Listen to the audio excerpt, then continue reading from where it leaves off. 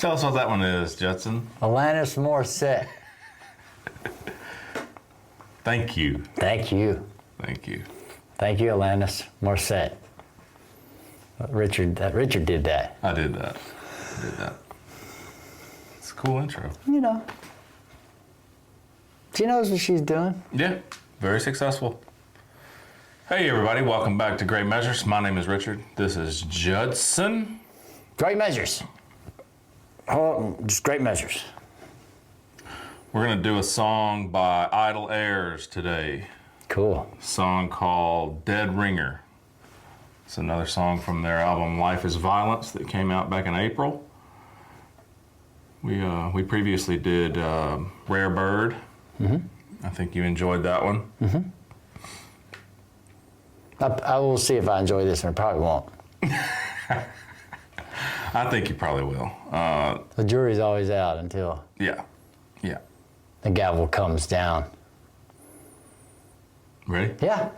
All right, this is Dead Ringer by Heirs. Ready to roll? Yes. Proceed, Richard.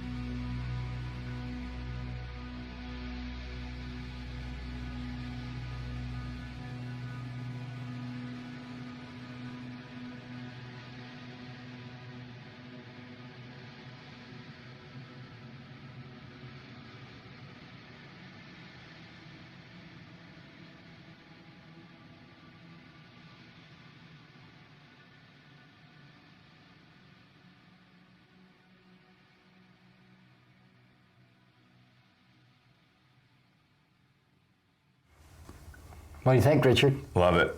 Love it. Yeah, absolutely love it. Why do you love it, Richard? I don't know, man. I have just recently, this past year, become a fan of the post-metal stuff. And I think I have too. yeah, for whatever reason, I'm like, why did I miss out on this in my entire life? Because it's called post-metal. You think so? I just think post anything is weird because it's still it's still allowing the genre, you to be in the genre, but it's the post. I don't know, post. I think of post-season. Yeah. And the postseason is a particular thing that ends, and you know what I mean? Just my thinking on like postmodernist writing and stuff is a joke. Just the way that I just don't understand. Yeah. I first came across this album whenever I think maybe the first single came out, and we did Rare Bird, and man, it's like this song too in particular. It's one of those things where I get lost in it, and I sort of get encapsulated by it, and I forget that I'm not really forget. I lose track of the fact that it's a 9-minute song, or almost basically a 10-minute song. The song is over before I even realize that it's over, and I can't really put that in any other words than I just get lost in it, and that's a good thing. I mean, in my opinion, I think that's sort of because of the makeup of the song. The song is a drony song. Okay. They stay on one. They're in low B, and they stay on that. I mean, they change the whole. They do the whole.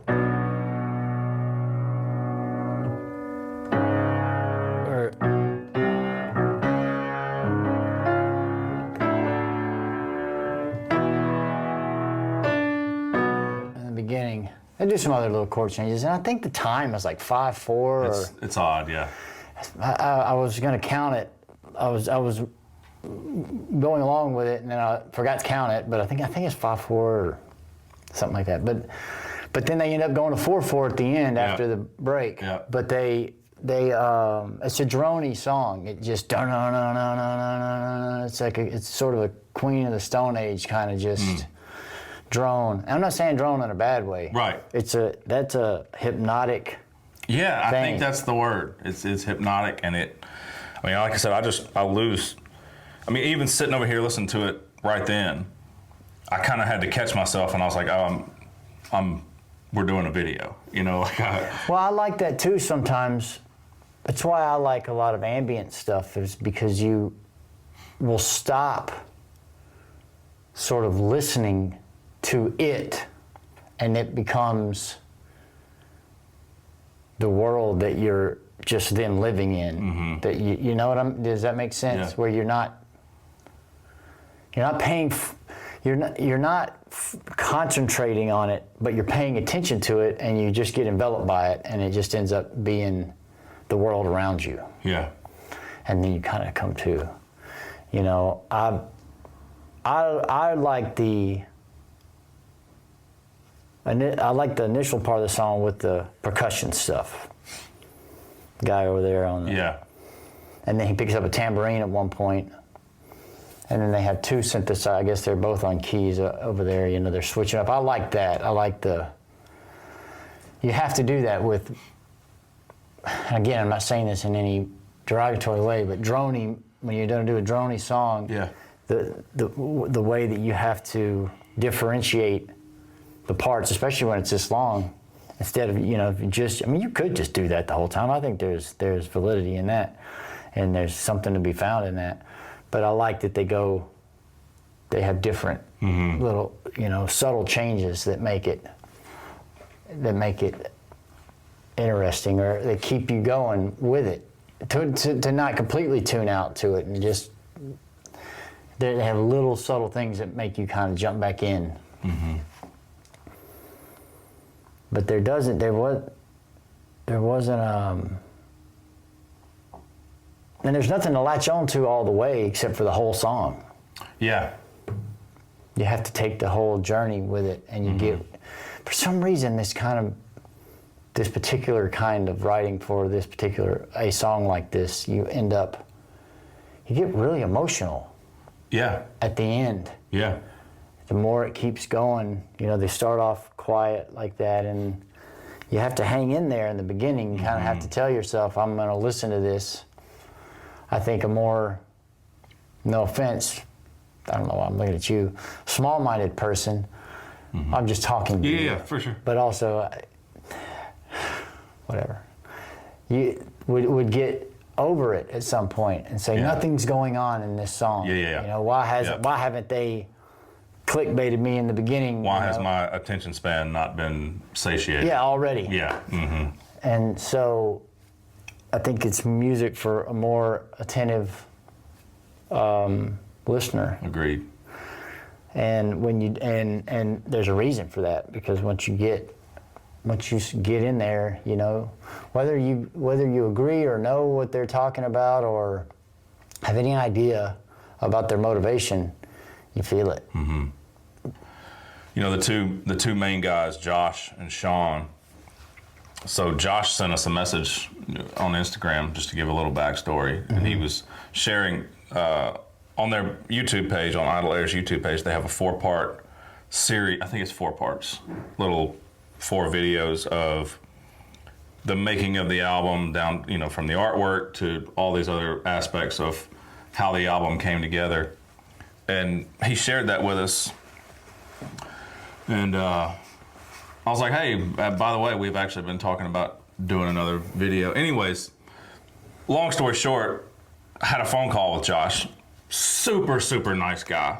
I really appreciated that he reached out personally and wanted to have a voice interaction, and it not just be virtual hand signals on Instagram, but excited to see what they do in the future, and we'll definitely want to stay in touch. But yeah, shout out to Josh, super nice guy. Shout out to Josh. I was thinking about the name of the band that I hadn't thought about before. It's an interesting name, and I don't know why they got it or what their motivation was for landing on that name. But Idle Heirs, if you're an heir to something, and which means you have a trajectory to a position, and if you don't necessarily agree with that position, then maybe, I feel like that's what it's talking about, is that it's more a philosophical idea of, I'm not going to let anyone tell me what it is I am supposed to be succeeding to. Not being idle, not being complacent in any way, but just saying, I'm not, whatever you have for me to do, or whatever you think I should be, you can. Yeah, and I think that also plays into, I don't know if the band was named because of this album, and I need to, anyway. Ask Josh? Yeah, I need to ask Josh. But the album itself, from what he told me the other day when we spoke, is a mostly written lyrically by Sean, Okay. the vocalist. The skateboarder. The skateboarder, as a sort of a love letter to his children, or a letter to his children of, here's a roadmap for life. Okay. But everything, he also said that, each song doesn't have, it has its own personal meaning to him, but he leaves it all, for everybody else to view it how they want to view it. Sure.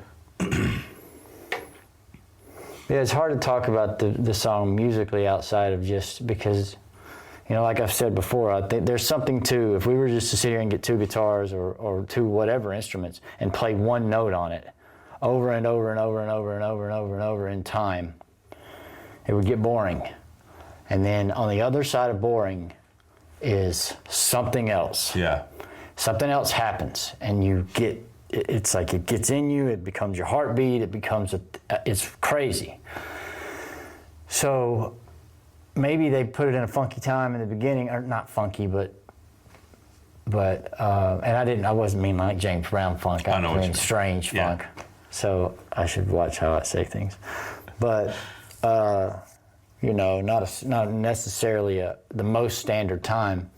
And when you're doing that, you still have to be on your game, making sure that make sure you jump when you need to jump or hang on to that last beat a little longer every time. But, it's hard to talk about it musically. Like I do kind of wish the guitar solo was a little more, I'm a big fan of noise and chaos. Mm-hmm. I was wishing I could pick up a guitar during the guitar. Not that the guitar player did any bad job or anything, but I was wanting to just make feedbacky noise during that guitar session. It was a clean guitar solo, but I don't know. I was feeling myself wanting to just tear that part of the song. Let that be but then of course the song goes on for a little longer. But it's hard to talk about it so much musically because it's just the style of the song that it is. But lyrically, what do you think it's about, Richard? What do you think? How did you connect with the song? I think it's this really how do I put this? This is really introspective battle between wanting to completely resign from life and participating in life and the battle is between that and this stubborn will to live. You have to live. Yeah. That's how I take it. But you have, there's just a line. The line, you need to allow this to be what it wants. Mm-hmm. I don't know. And the way he sings that, I don't know. Something about that part just... You like that part? Man, it just stabs me right in my chest. I think it's probably... In a great way. I think it's probably supposed to. Yeah. Nailed it. There's just a couple of lines in there where they bring up money and sobriety and whatever else. And then there's another line about something that's straight up recovery sounding.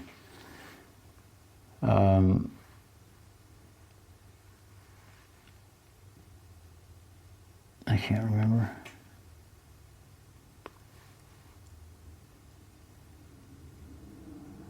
Oh yeah, what you see in me are the parts you hate in yourself. Which is interesting because if the person we'll say, I know who it is, I'm just saying the person who's delivering the message of the song is making that comment and then also saying there are parts of the world that are being alluded to, or it's being alluded to that there are parts of the world this person wants to have nothing to do with and has a bad outlook, not a bad outlook, but just I don't want to be a part of this, or I have to be a part of this and it sucks. That they're also, by saying the parts that you don't like about me are the parts that are crappy in you, basically. Mm-hmm. There's sort of circular logic there by saying that,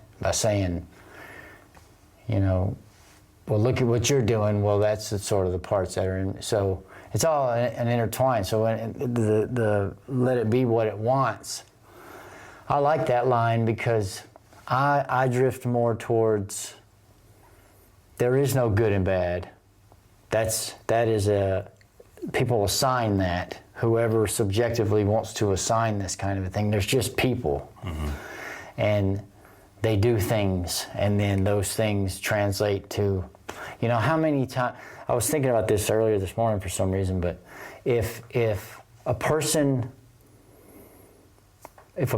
does something that's horrible, and let's say they, I don't know, kill someone's parents, and then that child, because of the death of their parents, go on to do great things with this motivation of I want to see every child with their, whatever it is they go off and do. They do all these great things, and they constantly cite the fact that it's because they went through this traumatic event with their parents dying. And then you knew that if you could go back in time and change this, and you would because it's the kid's parents, right? But he would never do these other things and change all these other lives. So then there's where you're, you know, this was a good thing then that his parents were killed. So then you have to kind of say, well, maybe we don't need to look at this in any good or bad way, because then your emotion gets caught up in it, and then you say, well, that's terrible. Well, then do this to this person, and then whatever. Your emotions get in the way of everything. So that's kind of how I took that line, was just sort of let it be what it wants, and then just kind of go along, you know, just shut up and kind of go along with it. You know, there's certainly an element to say, and I would agree with the idea that there are things living in the world sucks in a lot of ways, or it's difficult, or there's a lot of lines in there that talk about that, about how difficult it is. There's always things coming at you, it seems, or whatever. But where was I? What was I? I had a point to make with that.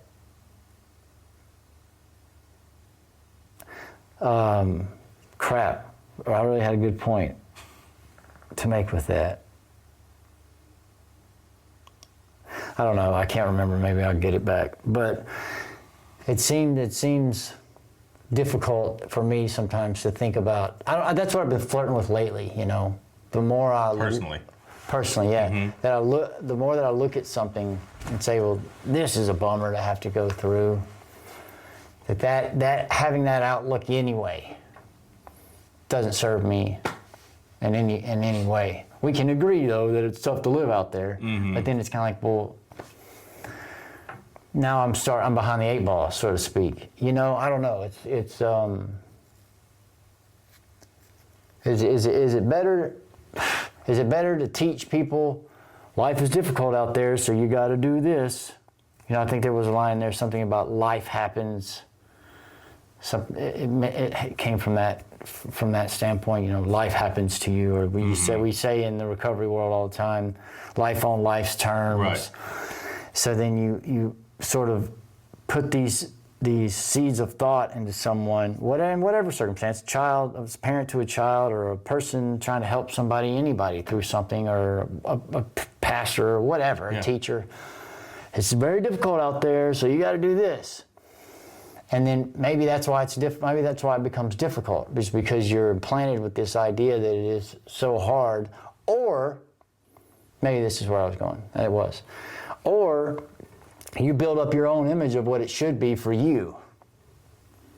And when it doesn't happen that way, it's difficult. Oh, this is too hard. Oh, this is, you know, I don't know. I just saw some of those themes sort of running around in there, and it just sort of touched on these ideas that I have of, well, maybe it's not difficult if we didn't have assumptions of what it should be, expectations of what it should be, and an image of what we think a good life is, while we already have one and are not paying attention to it.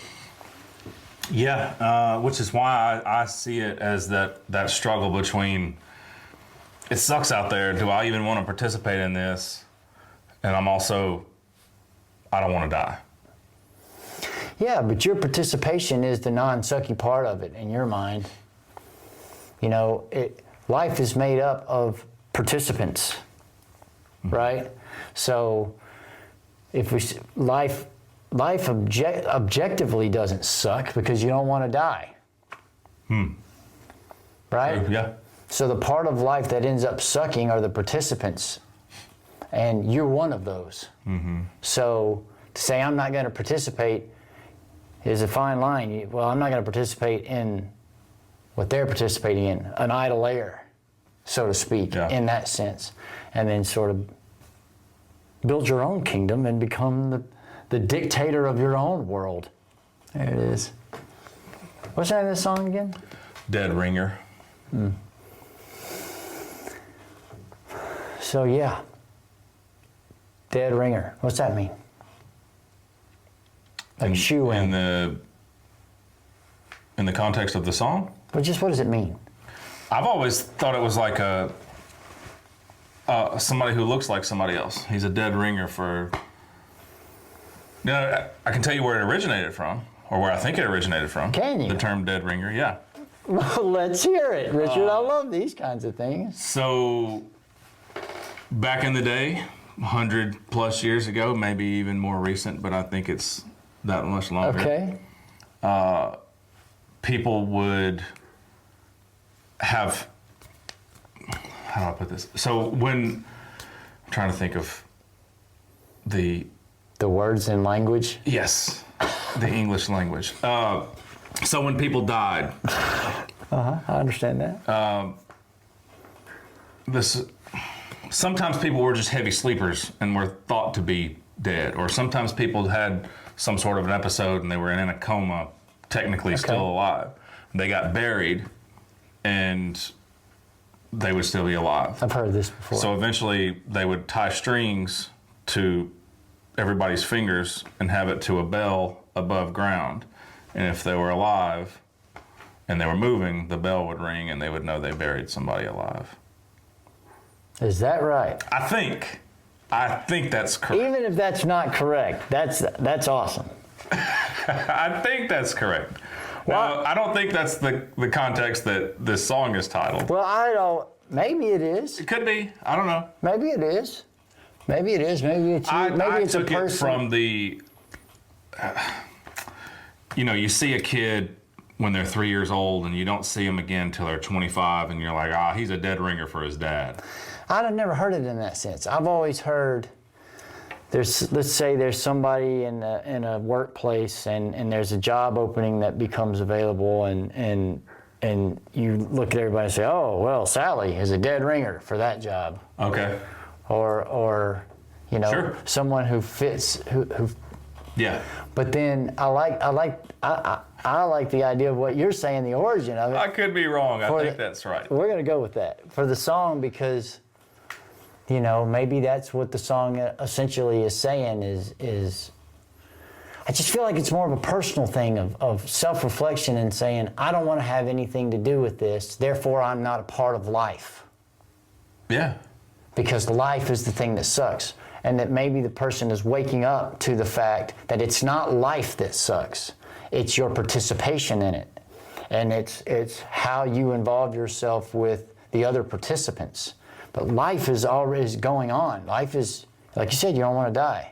And it's maybe that person waking up, ringing the bell and being like, okay, I'm still alive and there is a part of life that I can engage with. Yeah, because there's that one line where he screams, am I still alive?